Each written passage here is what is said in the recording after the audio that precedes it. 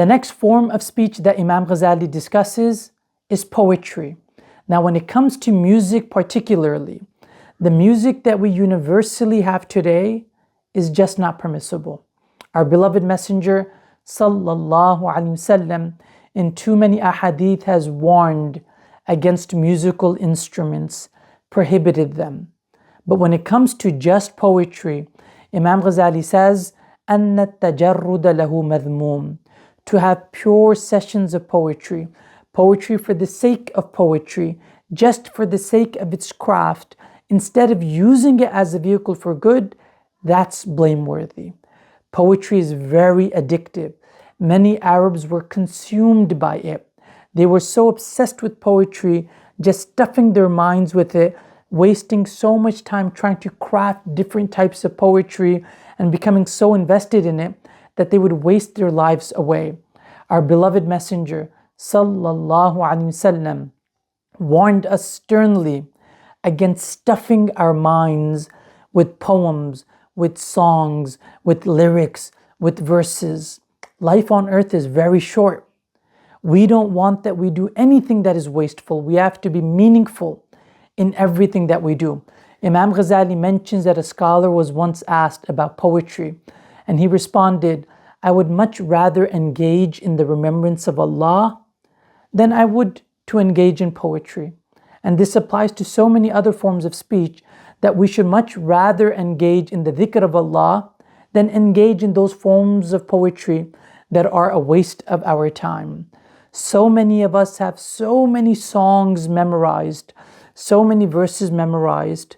How much of the Quran do we have memorized? Increasingly, we are failing in our memorization of the Quran. You don't have to memorize it entirely, but at the very least, you should memorize the major surahs.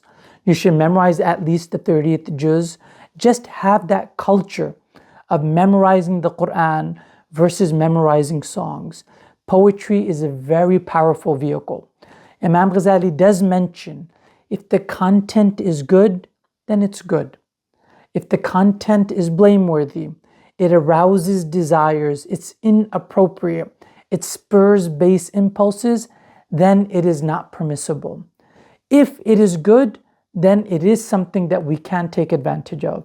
And personally, one highlight of my childhood, every time we would sit in the car, my mother, she would play naats, and that was such a great highlight of my childhood. Urdu nasheeds, poetry of our beloved Messenger sallallahu alaihi wasallam. And because as children, that's what we were listening to every time we sat in the car, it improved and assisted us in our relationship and love for our beloved Messenger sallallahu alaihi wasallam. Many of our children do not understand the native languages of the Muslim world. And in a sense, they're deprived of that rich literature, the rich poetry in praise of Allah, in praise of the Messenger sallallahu alaihi wasallam. Poetry that carries great meaning, they don't have access to it. This is why those of us who have tasted that rich Muslim culture, it does fall upon us to produce literature, to produce poetry in praise of Allah, in praise of the Messenger sallallahu alaihi wasallam.